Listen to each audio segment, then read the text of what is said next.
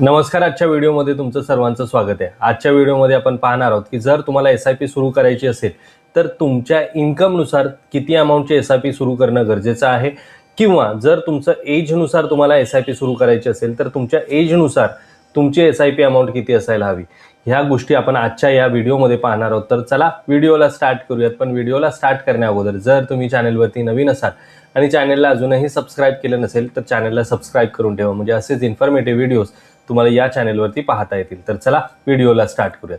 तर सर्वात अगोदर आपण पाहूयात की इन्कम बेस SIP म्हणजे जेवढं तुमचं इन्कम त्या हिशोबाने तुमची SIP अमाऊंट किती असायला हवी. कारण की बऱ्याच लोकांचं काय होतं की इन्कम जास्त असतं पण SIP अमाऊंट असते 1000 रुपये, 2000 रुपये, 3000 रुपये, किंवा त्यांना माहितीच नसतं की किती अमाऊंटची SIP करायला हवी. त्यांना फक्त एवढंच माहिती असतं की लोक SIP करतात तर आपण पण SIP करायला हवी, म्हणून ते काहीतरी SIP अमाऊंट सुरू करतात आणि नंतर लोकांना सांगतात की हां माझी SIP सुद्धा चालू आहे. पण किती अमाऊंटची SIP चालू आहे, त्यांच्या इन्कमच्या हिशोबाने ती बरोबर आहे का माहीत नसतं.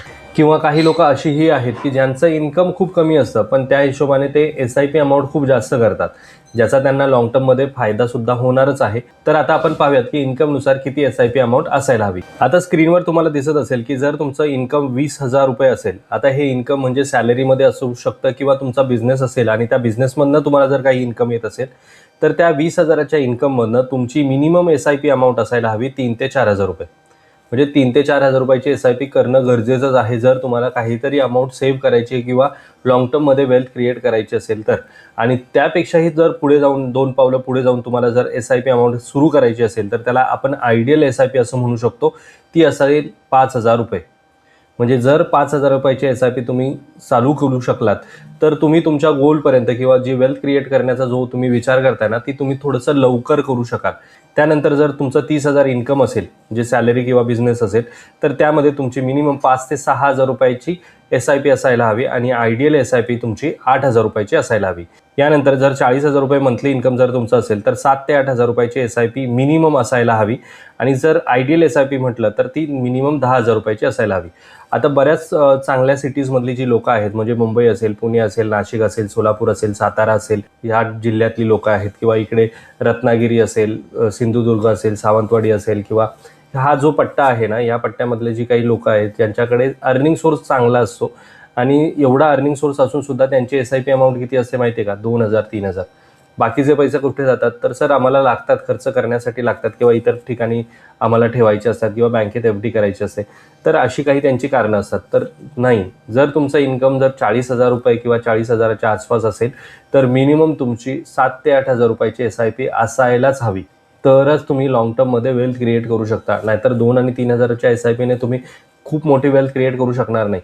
असं नाही आहे की ज्यांचं इन्कम 20,000 रुपयापेक्षा कमी आहे किंवा ज्यांचं 15-16,000 रुपये इन्कम आहे ना, ते लोक 2-3,000 रुपये SIP करतात. त्यांच्यासाठी त्यांच्या इन्कमच्या ब्रॅकेटनुसार ठीक आहे, म्हणजे ते खूप चांगलं एक्सपांड करतायत स्वतःला. पण जर तुमची 40,000 रुपये इन्कम असेल आणि तुम्ही तरीसुद्धा फक्त आणि फक्त 2 आणि 3,000ची SIP जर करत असाल तर कुठेतरी तुम्ही चुकतायत. तर ही SIP अमाऊंट तुम्हाला कुठेतरी 7 ते 8,000 रुपयापर्यंत घेऊन जायला हवी, किंवा आयडियली 10 ते 12,000 रुपयापर्यंत तुम्हाला ती घेऊन जायला हवी. आता त्यानंतर आहे इन्कम. जर तुमचं 50,000 रुपये असेल तर 8 ते 10,000 रुपयाची मिनिमम SIP तुमची असायलाच हवी.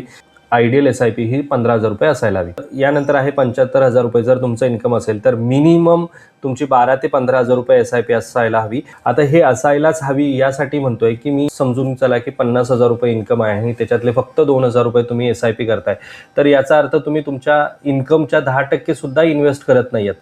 तर मिनिमम तुमच्या इन्कमच्या 10% किंवा 15% अमाऊंट तरी तुमची SIP मध्ये इन्व्हेस्ट व्हायला हवी. तरच तुम्ही लॉंग टर्ममध्ये वेल्थ क्रिएट करू शकता आणि काहीतरी अमाऊंट तुम्ही सेव्ह करू शकाल. अदरवाईज तुम्ही जे पैसे कमवताय ते खर्च करताय, जे पैसे कमवताय ते खर्च करताय, अशाच गोष्टी होत राहतील. आणि यानंतर पाहूयात की जर 1,00,000 रुपये इन्कम असेल तर मिनिमम 15,000 ते 20,000 रुपयाची SIP असायला हवी. आणि त्यानंतर जर आयडियल SIP म्हटलं तर जवळपास 30,000 रुपये आयडियल SIP असायला हवी. म्हणजे जर तुमचं इन्कम 1,00,000 आहे तर जवळपास 1,00,000च्या 30% अमाऊंट जी आहे ती तुमची SIP मध्ये इन्व्हेस्ट व्हायला हवी. तरच तुम्हाला लॉंग टर्ममध्ये वेल्थ क्रिएट होऊ शकते. तर हे झालं आपण इन्कम बेस बघितलं की जर तुमचं इन्कम एवढं असेल तर तुमची एवढी SIP अमाऊंट मिनिमम असायला हवी. पण जर आता माझं एज कमी आहे आणि माझं इन्कमसुद्धा कमी आहे तर एजनुसार मला किती अमाऊंटची SIP असायला हवी ते पण मी तुम्हाला दाखवतो. आता इथे स्क्रीनवरती तुम्हाला दिसत असेल की जर तुमचं एज हे 20 ते 25 मध्ये असेल आणि तुमचं इन्कम हे 20,000 रुपये असेल, कारण की 20 ते 25 म्हणजे जस्ट कॉलेज पास आउट झालेली लोकं असतात किंवा ग्रॅज्युएशन कंप्लीट झालेली लोकं आहेत, मुलं आहेत, त्यांना 20,000 रुपयाचं नोकरी कुठेही मिळून जाते आणि त्या 20,000च्या इन्कममधनं त्यांनी किती अमाऊंट SIP करायला हवी, तर जवळपास 30 ते 40% अमाऊंट SIP करायला हवी. म्हणजे समजून चला की 20,000 रुपयाची जर सॅलरी आहे तर जवळपास 6,000 रुपयाची SIP असायला हवी. त्याला रिझनसुद्धा मी इथे दिलेले आहेत की सगळ्यात कमी रिस्पॉन्सिबिलिटीज असतात त्यांच्याकडे आणि जास्त टाईम असतो. म्युच्युअल फंडमध्ये जर तुम्ही इन्व्हेस्ट करत असाल ना, तर एक गोष्ट नेहमी लक्षात ठेवा, म्युच्युअल फंडमध्ये पैशाला कमी महत्त्व असतं आणि वेळेला जास्त महत्त्व असतं. जेवढा वेळ तुम्ही इन्व्हेस्टेड राहाल तेवढं तुमचं कंपाऊंडिंग वाढत जाणार आणि जर तुम्ही त्याबरोबर तुम्ही पैसेसुद्धा वाढवले तर ह्या कंपाऊंडिंगला त्याची जोड मिळते आणि तुमचं कंपाऊंडिंग अजून चांगल्या प्रकारे होतं. यानंतर आहे, जर तुमचा एज ग्रुप 26 ते 30 मध्ये असेल आणि तुमचं इन्कम 30,000 रुपये असेल ना, तर जवळपास तुम्ही किती इन्व्हेस्ट करायला हवे, 35% अमाऊंट ही इन्व्हेस्टमेंट करायला हवी. का? कारण की तुम्ही तोपर्यंत करिअरमध्ये एक स्टेबल लाईनवरती जाऊन पोहोचता, वेल्थ बिल्ड करण्यासाठीचा विचार करत असतात. कारण की बरेच लोक जर 22व्या 23व्या वर्षी जर जॉबला लागले तर पुढच्या 3-4 वर्षामध्ये त्या फील्डमध्ये, ज्या कंपनीमध्ये ते काम करत आहेत किंवा ज्या प्रोफेशनमध्ये जे काम करत आहेत त्या प्रोफेशनमध्ये ते स्टेबल होतात आणि स्टेबल झाला की ऑटोमॅटिकली इन्कम वाढायला सुरुवात होते आणि इन्कम वाढला तर माझी SIP अमाऊंटसुद्धा थोडी थोडी वाढायला हवी.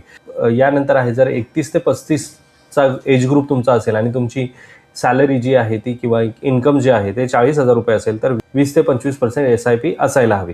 SIP पर्सेंटेज जर तुम्ही पाहिलं तर हे कमी कमी होताना दिसतंय.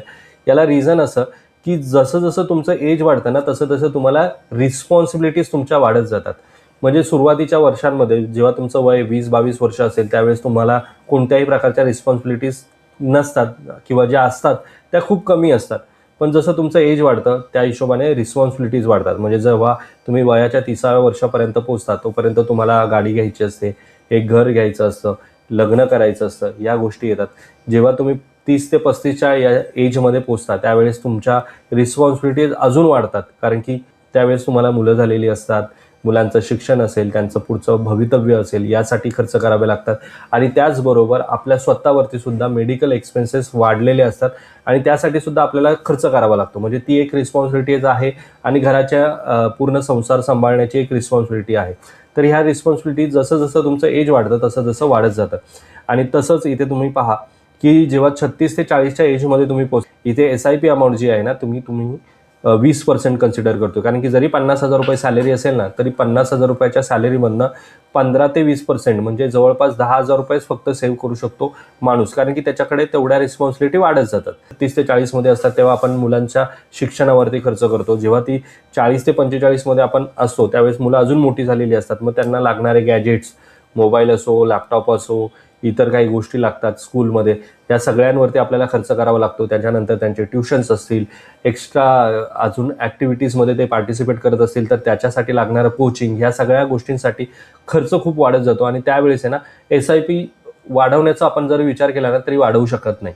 कारण की ती SIP अमाऊंट आहे ना कमी कमी होत जाते. आणि हे रिअल फॅक्ट आहे. मी जे अनुभवतोय, मी माझ्या जेव्हा क्लायंटला भेटतो ना त्यावेळेस मला जाणवतं की जसं जसं एज वाढतं ना तसं तसं लोक SIP अमाऊंट कमी कमी करत जातात किंवा कमी ठेवतात. त्याला रिझन म्हणजे त्यांच्याकडे असलेल्या रिस्पॉन्सिबिलिटीज.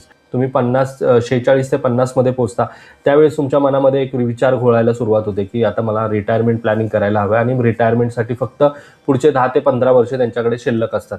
कारण की तोपर्यंत आहे ना त्यांनी त्यांच्या मुलांच्या एज्युकेशनवरती आणि इतर गोष्टींवरती खर्च केलेला असतो, होम लोन घेतलेलं असतं, कार लोन नसतं, ह्या सगळ्या गोष्टीतनं आता ते बाहेर पडत पडत चाललेले असतात आणि त्यावेळेस त्यांच्या मनामध्ये विचार येतो की मला आता रिटायरमेंट प्लॅनिंग असायला हवं. मग त्यावेळेस त्यांची SIP अमाऊंट जी आहे ना ती ते फक्त 10 ते 15% राहून जाते आणि 50+ जेव्हा होतं त्यावेळेस ऑटोमॅटिकली त्यांची SIP अमाऊंट फक्त 10% राहून जाते. आता इथे जर तुम्ही बघत असाल तर SIPचा ग्रोथ किंवा पर्सेंटेज जे आहे ना ते कमी कमी होतं. त्याला रिझन म्हणजेच मगाशी सांगितल्याप्रमाणे रिस्पॉन्सिबिलिटीज. जशा जशा रिस्पॉन्सिबिलिटीज वाढत जातात तसं तसं SIP अमाऊंट तुमची कमी होत जाते. बऱ्याच वेळा लोक मला जेव्हा भेटतात आणि SIP सुरू करतात ना तेव्हा सांगतात की सर आता 1,000 रुपयाची SIP करूयात किंवा 2,000ची SIP सुरू करूयात आणि नंतर ती वाढवत नेऊयात. 2,000चे 4,000 करूयात, 5,000 करूयात, 6,000 रुपये करूयात. पण त्यातले आहेत ना फक्त आणि फक्त 10% लोक हे करू शकतात. 90% लोक करू शकत नाहीत किंवा करतच नाहीत. त्याला रिझन म्हणजे रिस्पॉन्सिबिलिटीज. काही ना काही नवीन गोष्टी घडत असतात. लहान मुलं असतील तर ते आजारी पडतात, मग त्यांच्या मेडिकलसाठी लागणारा खर्च जो काही होतो, म्हणजे जी सेव्हिंग असते ती त्याच्यासाठीच खर्च होते. त्यामुळे पैसे हातामध्ये काही राहत नाहीत आणि इकडे इतर गोष्टींमध्ये खर्च केले जातात.